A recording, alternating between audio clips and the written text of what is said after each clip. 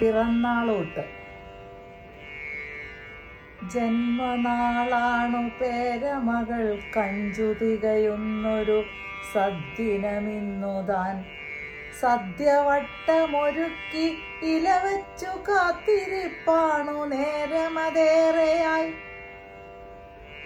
Grandma പായസമെന്നൊരു കൊഞ്ചലിൻ മാധുര്യം മനതാരിൽ നിറയവേ, മുറ്റും വേദന കൈകാൽ കഴപ്പതും മാറ്റിവച്ചു ചമച്ചിതുഗ്രൻ സദ്യ. ഉമ്മറത്തോണു ചാരി വഴിയിലേക്കുറ്റു നോക്കിയിരിപ്പാണു സമ്മോദം. ഇങ്ങിരിക്കുമ്പോൾ കാഴ്ചകൾ കണ്ടിടാം, ആലും ആൽത്തറ ചുറ്റി വളഞ്ഞുപം വാഹനങ്ങളും കാൽനടക്കാരുമായി പാദചൂടിൽ തിളച്ചുമറിയുന്നു.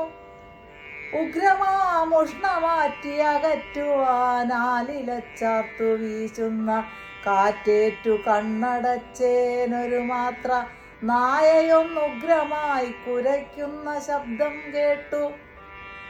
നോക്കുമ്പോഴതാ താടി ജടയുമായി മുഷിവാർന്നൊരു കുപ്പായവും ചാർത്തി, തോളിൽ ഭാണ്ഡം വടിയൊന്നു കയ്യിലും മെലിവാർന്നൊരു രൂപം നടക്കുന്നു. ആൽത്തറയാണു ലക്ഷ്യമയാൾക്കതാണ് നായയ്ക്കുഗ്രകോപത്തിൻ കാരണം. തൻ്റെ സാമ്രാജ്യം പങ്കിടാനെത്തിയ പേക്കോലത്തെ ഭയപ്പെടുത്തിയിടണം. കാലം എത്ര താണ്ടിയിട്ടുള്ളതാവാമാ കാലുകൾ, ഭയം തീണ്ടാത്ത മാനസം. ആലിൻ ചോട്ടില കല്ലിൻ്റെ തിട്ടയിൽ തോളിലെ ചെറുഭാണ്ഡത്തിൽ നിന്നൊരു ചോറ്റുപാത്രമെടുത്തു തുറന്നതിൽ പാതി വറ്റൊരു കീറ്റിലയിൽ വെച്ചു താഴെ മുങ്ങുന്ന നായയ്ക്കു നൽകുന്നു.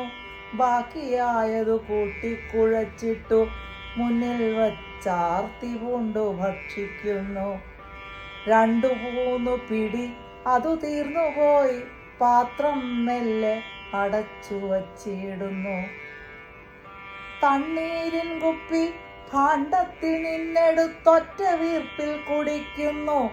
നായയ്ക്കുമിത്തിരി പാർന്നു നൽകുന്നു. പിന്നെയും ബാക്കിയുള്ളതു കാലിയാക്കിയിടുന്നു.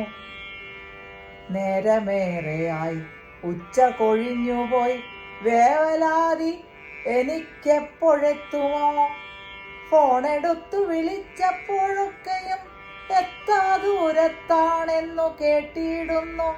കാഴ്ചക്കാരിയായി ഞാനിങ്ങിരിക്കുന്നു. ക്ലോക്കു പാടുന്നു 3 ഗീതകം. വന്നാലായി, ഇനി കാക്കുവാനില്ല. വിശപ്പുമാഞ്ഞു, വിഭവങ്ങളാറിപ്പോയി.